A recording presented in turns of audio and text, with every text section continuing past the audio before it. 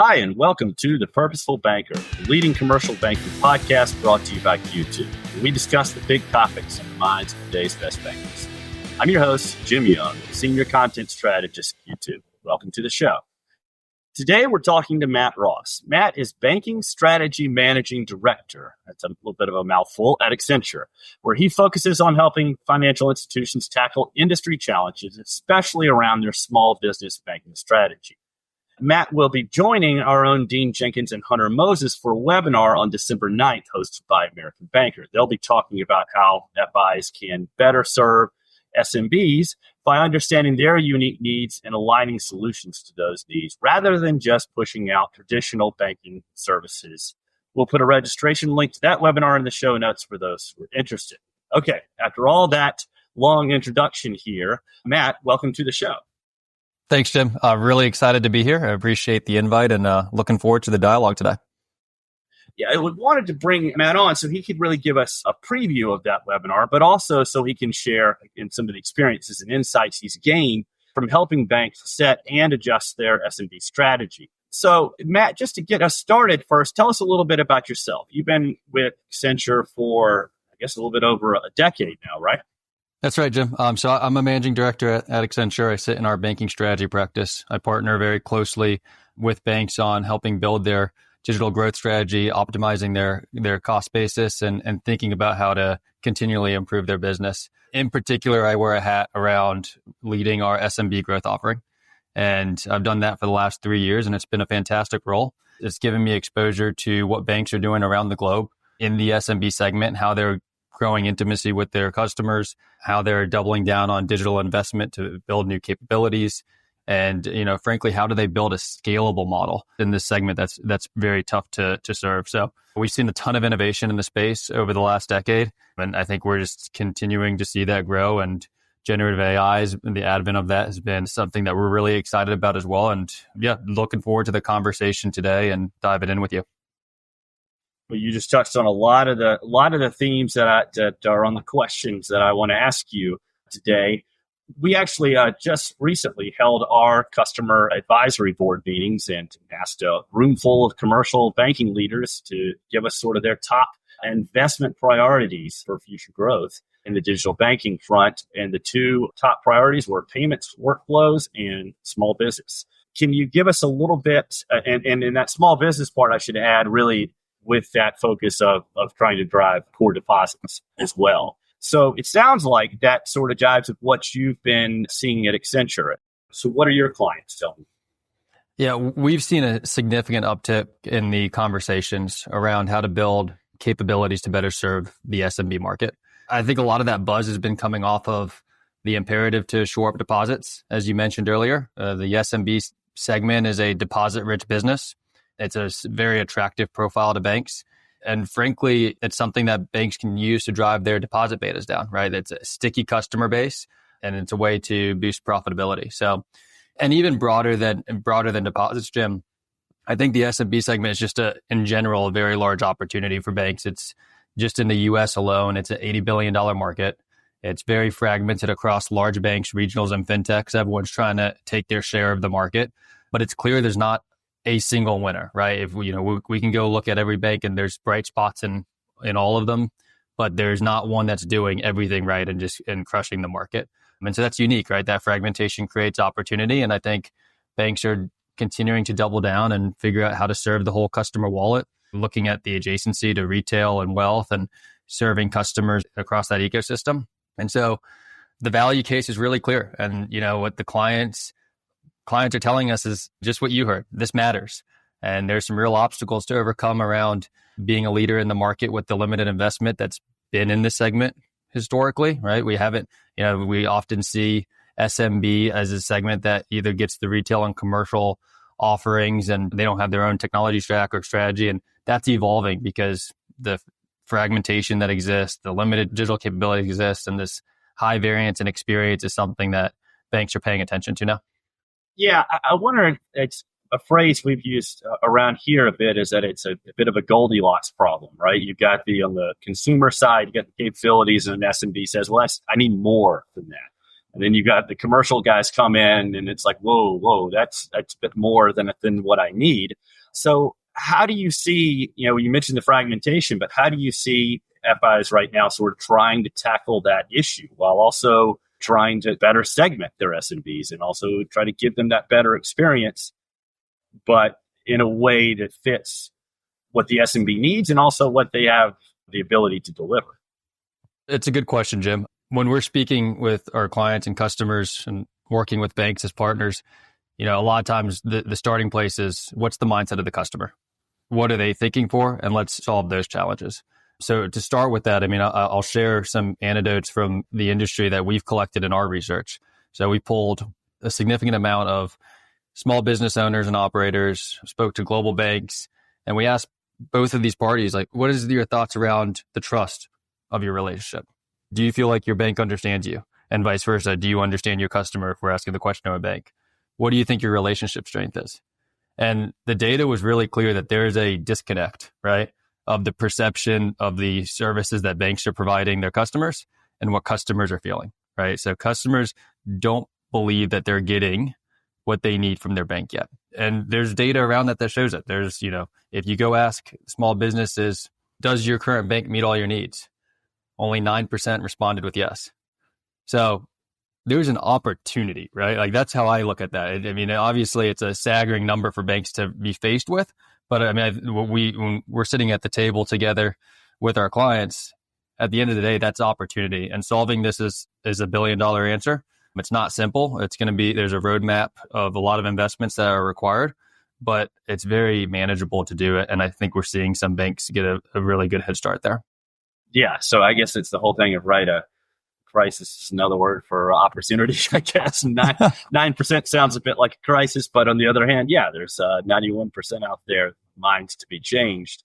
I am a little curious, though, about how you can do that still on a scalable way. Like I think any bank could go in and try to solve these sort of things one at a time and do that.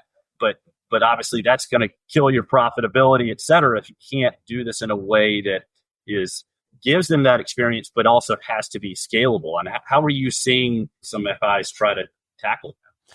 Yeah, and Jim, maybe even before we go there, I could share a little bit around how we're seeing clients and banks invest in the market to change that paradigm of customer satisfaction.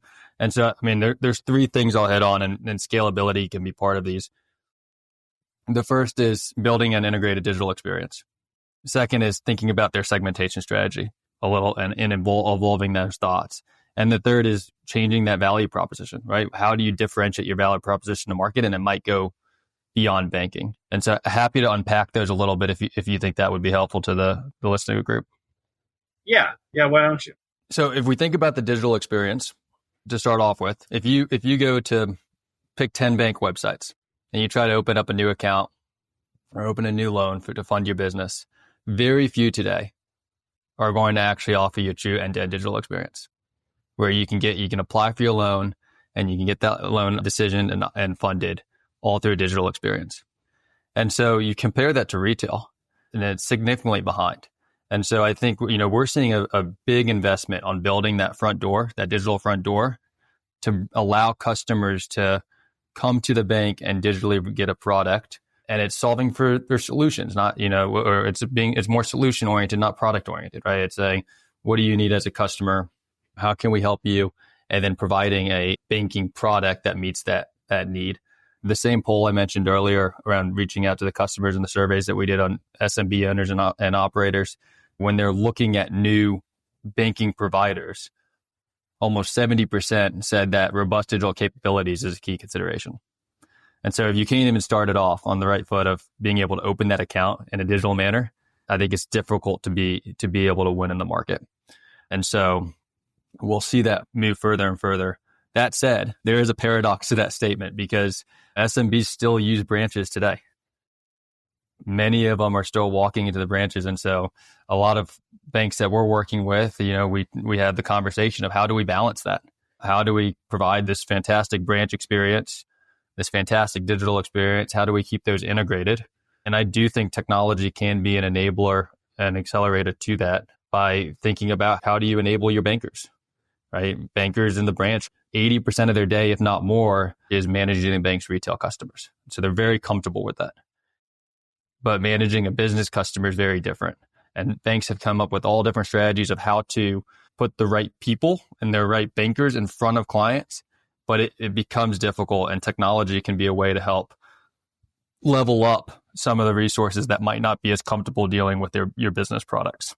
Yeah, it's interesting because it feels like when I've seen the messaging from SMBs, it is I give you the capabilities so I can handle this myself digitally until I want to be able to go. It's different from the big commercial ones, which are like, I need a one-on-one relationship with my guy, and I need to be able to see him when I want to see him. And you understand that, but at SMB, it's like, no, I need digital.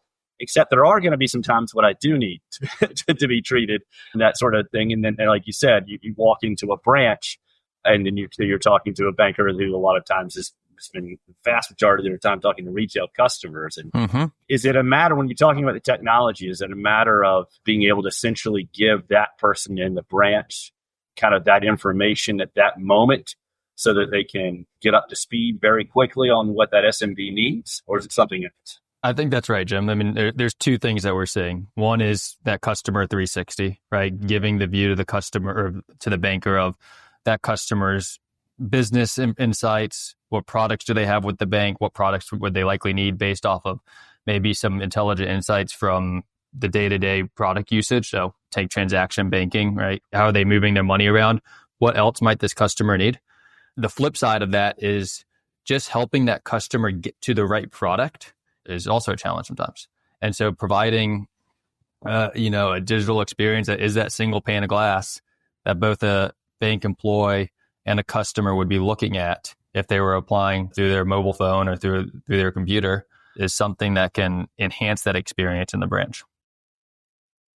So talking about this, and obviously underlying that sort of thing we talked about at just the beginning, the importance, those core deposits, the sticky core deposits you can get with an SMB. I want to sort of backtrack a little bit. When you're talking to financial institutions, are they still feeling that pressure or need for the core deposits that they were obviously about a year and a half ago? They were, but are you sensing at all that they're still like, yes, this is a priority, and SMBs are in particular a priority for getting those core deposits? I don't think banks have shied away from their overall enterprise strategy of continuing to drive deposit growth, and SMBs are continuing to be an important part of that. That said, I do think a lot of banks are looking ahead with potentially a favorable rate environment and seeing an opportunity for some expansion in their net interest margins. There is this balancing act now, right, of continuing to drive deposits, but also create offerings that allow them to drive net interest margin through their lending solutions and their lending suite. And so I think there's a real balance of building of investment of how to grow both of those products. And I believe banks can do that at the same time, because really it's not about building a better product. The product's not changing, but it's building a better experience for the customer around digital and trying to actually integrate that experience across these different products. Because at the end of the day, the customer is just looking to run and fund their business. And so I think that's very critical for banks to be thinking about.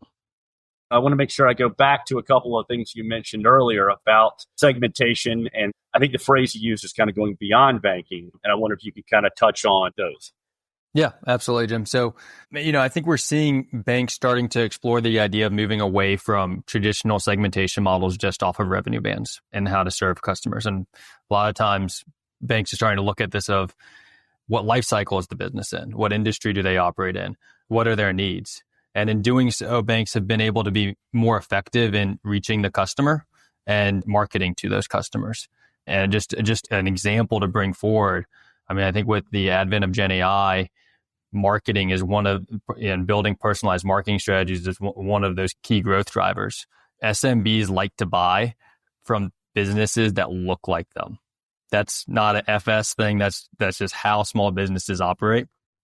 And so having those, being able to provide very tailored offerings and marketing experiences to those customers will allow them to win more customers. And we talked about bankers. I won't go too deep on this, but how to actually better serve the market and serve the customer. banks are also thinking about how do I actually reorganize my bankers to be aligned to these different segments? Who should get dedicated support? Who should get support from the branch? Who gets support from maybe a virtual relationship management pool of resources? So you're segmenting again, like you said, to some extent, industry vertical, that sort of thing. You got you mentioned the original sort of here's the sort of by asset sort of thing and that sort of thing. Now you're talking about it by industry vertical, but now you're also talking about it in terms of resource allocation, I would suppose. Is that's what you're saying from the bank side of it? Yeah, you can take this segmentation and bring it all the way across the value chain, right? How do we more effectively market? How do we more effectively sell with better bankers? How do we actually build fit for purpose products for these individuals? So you can actually pull that segmentation strategy all the way through. And to my third point, if I build on that, you can even pull it through of what else do these customers need, right? And an interesting research nugget from some of the client work we've done recently is, and speaking with small business owners personally on what their challenges are, is banking's not at the top of their list. It's not what's keeping them up at night. What's keeping them up at night is how do they grow their business? How do I find and hire new talent and retain the talent I have? If I have supply chain challenges, how do I solve for those things? And so, I think there is something special about looking beyond the actual banking product of how as a bank am I helping my customers solve these problems that are keeping them up at night? And so I don't think product innovation is going to evolve significantly around like the actual banking product, but the things around it of how I deliver that product and what else I'm doing for that customer can. Just to give you an example, we hosted a roundtable with a lot of banking clients and we invited a co-founder and owner of a new professional sports team to come speak to these individual banks and share his perspective on his banking experience and what he likes and what he doesn't like. And I thought it was really interesting because his biggest feedback was he looks at his VC partners and they're helping him network and grow his business and connecting him to peers that have gone through similar challenges. He looks at his bank and the bank has the same network of clients, but they're not playing that role. And he was sharing how that's a huge missed opportunity. I think that's just a small nugget of how banks can go beyond offering just deposit and lending products and really focus on that customer experience and solving customer problems. Yeah, it's a little bit of the Clayton Christensen sort of jobs to be done sort of thing. Just, the whole thing like nobody wants a 1/4-inch bit. They want a 1/4-inch hole sort of thing. Drill. And so in this case, everybody's saying like, wow, I really want this particular banking financial product. Like you said, I want to do this. I want to invest in my company. I want to go into this market. And then sort of like, how can you help me do that? And that may be a banking product, but to your point, it may be other services that the bank can provide for them. So absolutely. Well, listen, I think it's I'm really excited to hear you talk more about this, SMBs on that American Banker webinar on December 9th, and really appreciate you coming on the show, Matt. Thanks, Jim. I appreciate you keeping us on track, and I know it took us down a windy road, but looking forward to the dialogues to come. This podcast is all about winding conversations and going where they take us. So no worries at all on that, Matt.